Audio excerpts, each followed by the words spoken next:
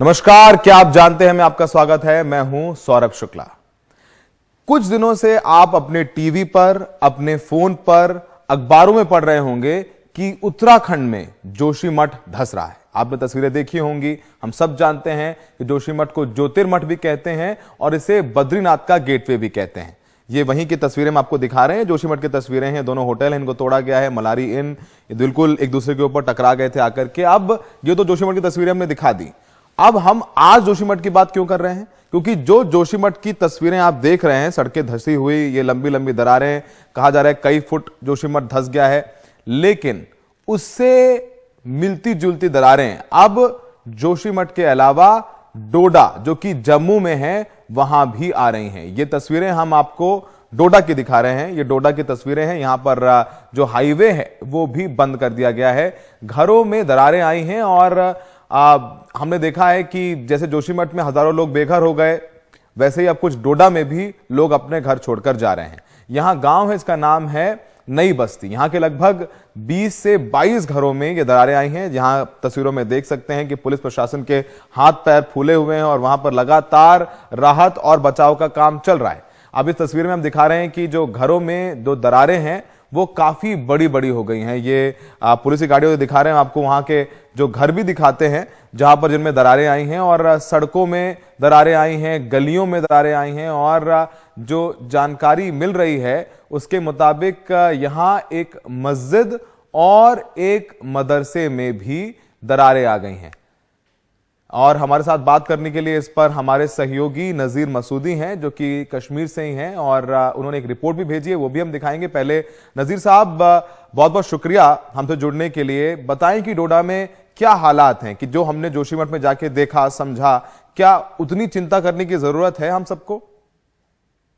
जी, जहां तक ये दरारें आई पूरी और जमीन धंस गई, बिल्कुल चिंताजनक बात है। न सिर्फ वहां के लोगों को जो अपने घर खो बैठे, बल्कि पूरे इलाके के लिए। लेकिन कल से एक चीज हुआ है, जैसे हमने कल रिपोर्ट किया कि 20 घर हैं, फैमिलीज हैं, उनके घर वहां धंस गए, वो क्रम्बल हो गए, वो बेघर हो गए। उसके साथ एक मस्जिद और मदरसा भी में खड़ा दरारें आएगी और वो भी गिर गए उसके। लेकिन एक कल से हमने देखा जो एरिया ऑफ इन्फ्लुएंस है उसका, या इम्पैक्टेड एरिया, वो बढ़ नहीं रहा है, जो सबसे अच्छी बात है।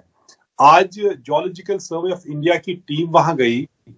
प्रशासन के जो लोग हैं, अधिकारियों का कहना है कि 2 दिन में वो रिपोर्ट देंगे असल में इसकी क्या वजह है।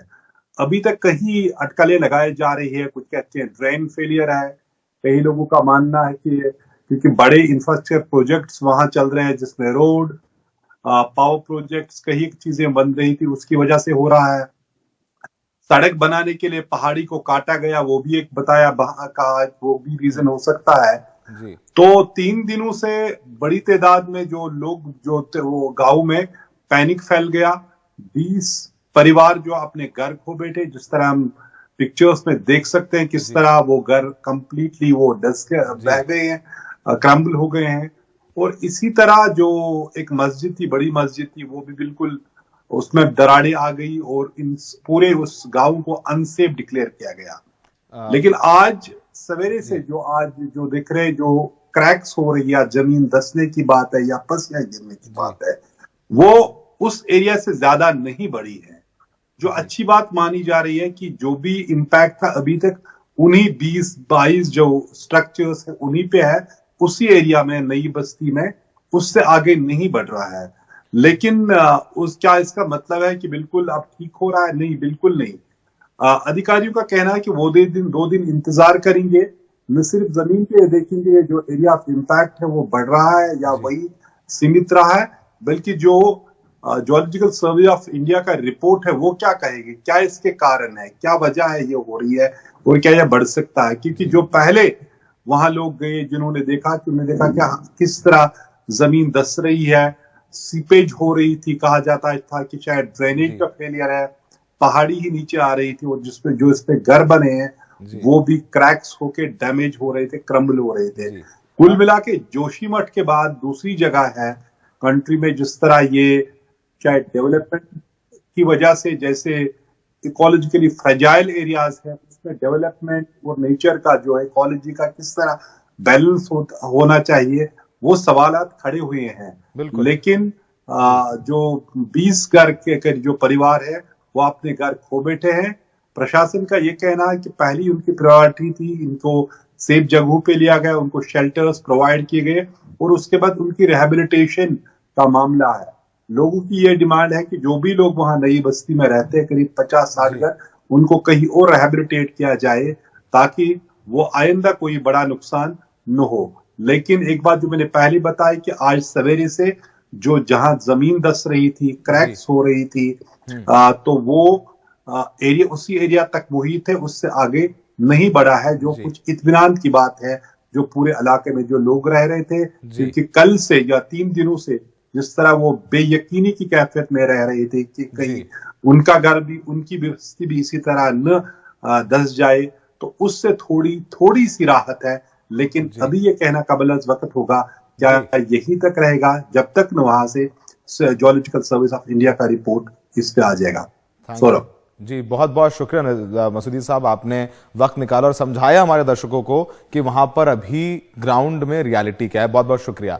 तो अब हम ये तस्वीरें आपको दिखा रहे हैं। देखिए, ये एक आध जो छत है वो भी गिर गई हैं, यहाँ पर दरारें बढ़ी हुई हैं और यहाँ जो सड़क है वहां पर भी दरारें आई हैं। देखिए घरों में किस तरीके से बड़ी बड़ी दरारें आई हैं। तो वैसे अभी एलजी वहां के हैं मनोज सिन्हा, उनको भी सुनवाएंगे। वो ये कह रहे हैं कि चिंता करने की बात नहीं है, लेकिन आप दरारें देखिए, ये गिरी हुई छतें देखिए तो आपके भी रोंगटे खड़े हो जाएंगे। हम समझते हैं कि घर बनाने में कितनी मशक्कत लगती है, उम्र की कमाई लगती है, और अब ऐसी तस्वीरें आए तो वाकई में ये चिंताजनक है। अब जब ये दरारें आ गई हैं तो यहाँ अफसरों के हाथ पैर फूल गए हैं। सुनते हैं इस इलाके के एसडीएम का क्या कहना है, और वो ये भी बता रहे हैं कि हाईवे भी बंद कर दिया गया है, जो कि एक चिंता की बात है। सुनते हैं एसडीएम साहब क्या कह रहे हैं। तो डैमेज जो है तब 6 ही स्ट्रक्चर थे, कल के दिन में वो स्ट्रक्चर 10 पहुंच गए और आज 20 के आसपास स्ट्रक्चर पहुंच गए हैं। हाईवे भी रात को बंद था और डीसी साहब ने जो है ड्यूकम साहब की कंसल्टेशन में जियोलॉजिस्ट की टीम भी भेजी थी के मुताबिक ये एरिया सिंक हो रहा है, इसको अभी रोका नहीं जा सकता। तो अभी सारा एफर्ट जो है रिलीफ एंड रिहेबिलिटेशन में है। फैमिलीज को जो है सेफर प्लेसेस पे शिफ्ट किया गया है। तो बता रहे हैं एसडीएम साहब की रिहैबिलिटेशन चल रहा है, कैसे पहले कम घर थे, फिर बढ़ते बढ़ते अब 20 से 22 हो गए हैं। और यही प्रार्थना है कि ये त्रासदी कह लें या ये मानव जनित है, अभी नहीं पता, इसकी जांच की जा रही है, ये आगे ना बढ़े और लोगों को अपने घर ना खोने पड़े। अब यहाँ जो रहने वाले हैं 50 से ज्यादा परिवार हैं, उनकी जान तो सूख गई है। ये लोग अपने छोटे बच्चों के साथ अब सड़क पर आ गए हैं। कुछ लोग अपना सामान निकाल कर यहाँ से जा रहे हैं। आइए सुनते हैं जो कि इस पूरी घटना में सबसे ज्यादा प्रभावित हैं, कुछ लोगों को जो नई बस्ती के हैं। जितने भी यहाँ मतलब जो घर वाले थे, जो फैमिलीज थी, उनको यहाँ से शिफ्ट किया गया है। मैं एक पेशे से ड्राइवर हूँ और ये बहुत मुसीबत से हमने मतलब 2 कमरे खड़े किए थे और आज इसके जात पे हम सब आ रहे हैं। जितना ये मतलब नई बस्ती है, ठाठरी में नई बस्ती है, इसमें ये पूरी नई बस्ती इस जात में आ रही है। हम इतना अपील कर सकते हैं एडमिनिस्ट्रेशन से कि हमारा कोई बंदोबस्त किया जाए। इस वक्त कोई भी इनको जो है रास्ता नहीं नजर आ रहा है, क्योंकि सारा का सारा एरिया जो है सिंक हो गया है और कोई भी मकान अभी बचने के काबिल नहीं रहा है। वहां पर कंटिन्यूअस लैंडस्लाइड्स आ रही हैं और सिंकिंग हो रही है। हम जानते हैं कि पहाड़ों में बर्फबारी हो रही है और ऐसे में डोडा में कितनी ठंड होगी और ये लोग कहाँ जाएंगे अपने बच्चों को लेके। हुए सरकार कोशिश कर रही है कि इनको फौरी राहत दे, इनको राहत कैंप है वहां रखें, लेकिन घर और राहत कैंप में जमीन आसमान का फर्क होता है। अब जैसे नजीर साहब बता रहे थे कि वहां पर जो जियोलॉजिकल सर्वे ऑफ इंडिया की टीम है वो ये जांच रही है कि इसकी वजह क्या है। डोडा के चिनाब घाटी इलाके में कई बड़ी परियोजनाएं हैं। नदियों पर बने बड़े बांधों से पहले ही गांव में बाढ़ आ चुकी है। यही नहीं, पर्यावरण के लिहाज से इस नाजुक इलाके में अक्सर भूकंप भी आते रहते हैं। अधिकारियों का कहना है कि उन्होंने एक स्थानीय ठेकेदार के खिलाफ पहाड़ काटने का मामला दर्ज किया है। आइए सुनते हैं यहाँ के जो डीसी हैं डोडा के, विशेष महाजन, वो क्या बता रहे हैं। We will take all necessary actions to ensure safety of the people, as also to ensure that they are not put to any kind of disadvantage. जिस तरह से इन्होंने कहा कि यहाँ पर किसी शख्स ने जो है यहाँ पर कटिंग की है, उसके खिलाफ उसमें FIR has been lodged and necessary action under law will be taken. The law will take its due course. और अगर किसी ने किसी की भी जान खतरे में डाली है तो कार्रवाई जरूर की जाएगी। तो पहाड़ काटने वालों पर कार्रवाई जरूर की जाएगी, एक के खिलाफ FIR भी हुई है। लेकिन आप जो डोडा की बात कर रहे थे, हम आपको थोड़ा सा वापस जोशीमठ ले जाते हैं। अब ये रात की तस्वीरें देखिए, जोशीमठ में भी रात में अंधेरे में ऐसे ही पहाड़ सड़क बनाने की परियोजना के चलते काटे जा रहे हैं। अब विकास की कीमत तो चुकानी ही पड़ती है। अब देखिए तस्वीरें जोशीमठ की हैं, हमने रात में शूट किया था जब हम वहां रिपोर्टिंग करने के लिए गए थे। वहां पर बड़ी बड़ी जो मशीन हैं, देखिए कैसे उनसे ये पहाड़ काटे जा रहे हैं, तोड़े जा रहे हैं। और हम जानते हैं जोशीमठ में 850 घरों में दरारें आई हैं और वहां पर हजारों लोगों ने अपने घर खोए हैं, आंसू से रोते हुए अपने घर को छोड़ के गए हैं। चलिए अब आगे चलते हैं कि आप जानते हैं दरारों के चलते अब डोडा के दर्जनों परिवार सड़क पर आ गए हैं, पर वहां के लेफ्टिनेंट गवर्नर मनोज सिन्हा साहब कह रहे हैं कि घबराने की कोई बात नहीं है। उनका कहना है कि यहां पर जोशीमठ जैसे हालात नहीं हैं। अब पहले सुनते हैं मनोज सिन्हा साहब क्या कहते हैं, उसके बाद आगे चलते हैं आपको लेके। तो वैज्ञानिकों का दल उसके अध्ययन हेतु आया है। जिला प्रशासन ने जहां 19 भवनों की बात थी उनको खाली करा लिया गया, सुरक्षित स्थानों पर रख लिया गया है। मुझे लगता है कि कुछ ज्यादा हाइप क्रिएट करने की जरूरत नहीं है। पूरी तरह से पैनी नजर प्रशासन की है और जो भी बेस्ट पॉसिबल होगा वो किया जाए। जोशीमठ जैसे हालात तो नहीं है? बिल्कुल नहीं। तो मनोज सिन्हा साहब बता रहे थे कि जोशीमठ जैसे हालात नहीं है और सरकार प्रशासन अपना काम कर रहे हैं। अब डोडा में दरारें क्यों आई हैं, इसकी वजह का भी पता नहीं चल पाया है। एक्सपर्ट्स हैं वहां जांच कर रहे हैं और बताएंगे कुछ दिन में कि वहां पर दरारें क्यों आई हैं। अब जरा आपको वापस जोशीमठ की ओर ले चलते हैं। अब तक वहां 800 से ज्यादा घरों में दरारें आ गई हैं। धीरे धीरे संख्या बढ़ी भी है, अब तक हजारों लोग विस्थापित हो चुके हैं। लेकिन अभी जोशीमठ में क्या हालात हैं, हमने DM चमोली हिमांशु खुराना से बात की है। आइए सुनते हैं कि हिमांशु साहब बता रहे हैं कि अभी जोशीमठ में क्या हालात हैं। आइए उनको सुनते हैं। जोशीमठ में जो भूदसाव की स्थिति उत्पन्न हुई थी उसमें 863 बिल्डिंग्स में अभी तक क्रैक्स रिपोर्ट किए गए। पिछले 2 हफ्ते से किसी भी नई जगह पर या एग्जिस्टिंग बिल्डिंग्स जहां क्रैक्स थे, कहीं पर भी क्रैक्स की बढ़ने की सूचना रिपोर्ट हमें नहीं मिली है।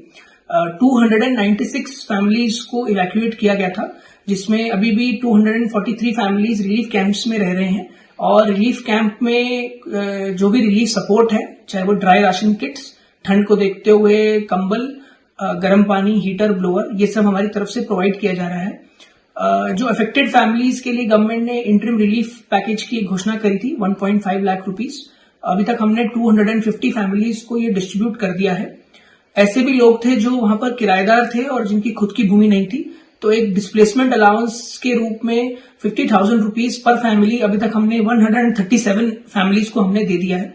ट्रांजिशन शेल्टर के रूप में हम प्रीफैब हट्स का भी निर्माण कर रहे हैं एज अ ट्रांजिशन शेल्टर। जो ऐसे प्रीफैब स्ट्रक्चर्स को नहीं ऑप्ट करना चाहते हैं उनके लिए, और वो अपने स्वयं अरेंजमेंट्स कहीं पर रेंट पर रहकर कोई रह रहा है, कोई इस तरह के अरेंजमेंट्स कर रहा है, तो उनके लिए 5,000 रुपीज पर मंथ 6 मंथ्स के लिए as a rental allowance government की तरफ से दिया जा रहा है। जो ऐसे लोग थे जिनका रोजगार प्रभावित हुआ और वो रिलीफ कैंप्स में रह रहे हैं, तो उनको मनरेगा की दरों पर प्रत्येक फैमिली में 2 अडल्ट मेंबर्स को ये अलाउंस हम दे रहे हैं। तो अभी तक तो अब आपने सुना कि कैसे वहां पर राहत बचाव काम चल रहा है। और अब आपके दिमाग में आ रहा होगा कि जोशीमठ और अब डोडा में जमीन क्यों धंस रही है। जोशीमठ में जो लोग हैं, आप जाएंगे वो कहेंगे कि जो NTPC का प्लांट है उसकी वजह से भूमि धसाव हो रहा है, जिसका अभी तक कोई वैज्ञानिक साक्ष्य नहीं मिला है। विशेषज्ञ हैं वो इस पर जांच कर रहे हैं, अपनी रिपोर्ट वो उत्तराखंड सरकार को पहुंचेंगे। लेकिन अब डोडा का भी मामला काफी ताजा है और इसके कारण का पता चलने में भी वक्त लगेगा। पहले सुनते हैं जरा एक्सपर्ट्स की कि उनको क्या लगता है, जो प्राथमिक तौर पर वो देख रहे हैं, समझ रहे हैं, उनका क्या कहना है कि अब ये पहाड़ों में भूधसाव क्यों हो रहा है। क्या पहले भी ऐसा होता रहा है या फिर ये मानव जनित आपदा है जो विज्ञान के साथ साथ विकराल होती जा रही है। सुनिए। पहाड़ी क्षेत्रों में मकानों में दरार पड़ने के मुख्यतः 3-4 कारण हो सकते हैं। पहला कारण तो जो प्राकृतिक है, क्योंकि पहाड़ी क्षेत्र है वहां पे लैंडस्लाइड होती है, तो जब कोई भी लैंडस्लाइड होगी तो अगल बगल का जो एरिया है उससे प्रभावित होगा और उसके ऊपर अगर कुछ भवन बने हैं, मकान बने हैं, तो उनमें दरारें पड़ेंगी। दूसरा कारण यह है कि अगर पहाड़ी क्षेत्र में कोई पानी का स्रोत अगर अंडरग्राउंड है, सब सरफेस है, तो वो क्या करता है कि फाइन सेडिमेंट्स को, फाइन मटेरियल्स को इरोड लगातार करता रहता है। इरोजन के फलस्वरूप क्या होता है कि अंडरग्राउंड में जो है एक वैक्यूम सा खाली स्थान पैदा हो जाता है। वो खाली स्थान ऊपर का मटेरियल से नीचे गिर करके फिर वो भर जाता है। अब जब ये ऐसा होता है तो उसके बाद क्या होगा कि जो ऊपर की सरफेस है जिस पे हमारा मकान बना हुआ है, वो सरफेस भी जो है नीचे को जो है धंसेगी, और जब ये मूवमेंट होगा, वर्टिकल मूवमेंट और हॉरिजॉन्टल मूवमेंट, तो उसके कारण जो है मकानों पे दरारें पड़ सकती हैं।